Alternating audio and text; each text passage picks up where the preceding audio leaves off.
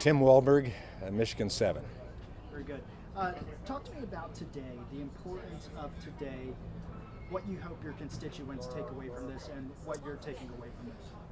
Well, for those that are interested, and I think most of my constituents have moved on, this went on, 22 months, 2,800 subpoenas, $25 million, and a report that came out that my constituents had the chance to read. Hope my colleagues have read that. I think for the most part they're saying, let's move on, let's get something done. I don't think they're hearing anything today that they haven't heard already. From the short period of time I've had the chance to look at any of the hearing today, it seems that Mr. Mueller isn't giving them anything more than he already gave in the report. The Democrats certainly have to seem very concerned that it's not proving to be something that brings up a smoking gun or something that was missed. I think the American people are happier with the economy. They want to see us working together to keep that moving forward. So those that are watching are probably seeing, is there anything historic that's going to come out of this? But I don't think they've been satisfied with anything that's come out yet. Do you think there will be anything historic that comes out of this, or is there anything that sticks out really to you in terms of historic nature? I don't think so, other than the fact that they're having this special counsel appear and give testimony beyond what he's already done. I would think that that's the only historic part of it. There are news junkies that will want to see if anything unique happens, but they're hearing Republicans ask questions they probably expected them to ask. They're hearing Democrats ask questions that they expected to ask. And I don't think what I've seen from Mr. Mueller already today is that he's providing any excitement. So hopefully this will end it. I think most of my constituents will say, well, if that's all there is, then let's get on with it. What do you hope that you guys in Congress can work on and move on to if this matter and when this matter is? Well, we've got certainly things to finish up relative to health care. I know my constituents are concerned about the cost of health care.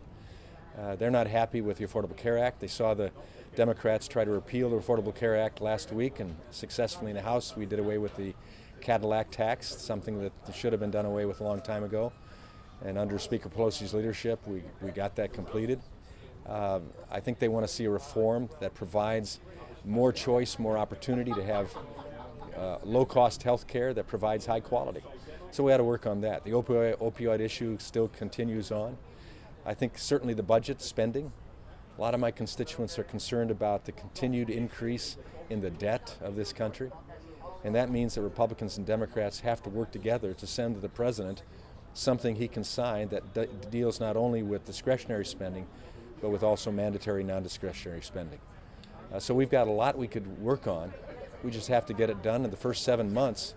I don't think the Speaker has anything to be proud about, because what we've sent over ends up being disapproved by the Senate, and ultimately we do what the Senate sends to us.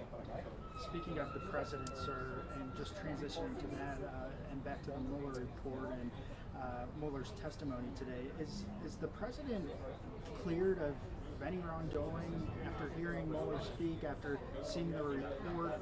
Are you convinced that he's cleared of any? I've been convinced for quite some time he's cleared. There was no exoneration needed unless he was convicted of something or charged with something. He hasn't.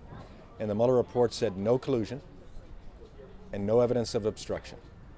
And when you see that the president sent his key counsel, McGahn, to be interviewed and didn't hold it back, you know that that person probably had the most information that could have been inflammatory of anybody. And ultimately, the panel chose to say there was no collusion and no evidence of obstruction. He needed no exoneration because he had no charges. So I think that's what the people are finally starting to realize, and maybe the TV today will satisfy them to the point of saying, yeah, that's what's been said, and I guess that's true. On the topic of election security and just interference in our elections, are you at all concerned that this sort of thing can happen again in the future? And if so, how do you prevent it? What's happening?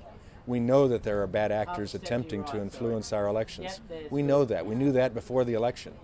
We knew that with Barack Obama as president. The issue is, are we doing what's necessary to stop that from taking place? We've had classified briefings. I'm glad to know that the various entities and agencies that are responsible for that are doing their level best. They're encouraging us to work with our states and our local clerks to make sure everybody is up to speed on knowing what to do to prevent an impact from any efforts that we know will take place. Whether it's Russia, whether it's China, whether it's a non-state actor, they are going to try to deal with our elections in a negative way. Our responsibility is to stop that, and thus far I think we have. And in terms of moving on, what will this day signify? What will it mean when you look back on it? Does it bring any sort of closure? Well, I hope it brings closure. This is just another day in the life of America. We've had a lot of interesting times in our history. We've had civil wars, we've had depressions, we've had race riots, we've had all sorts of things that we've had to deal with. We'll deal with this. And America's citizens will go on. We'll go on to the next issue, and if their government is representing them well, I think we'll find success. All right, sir, thank you so much.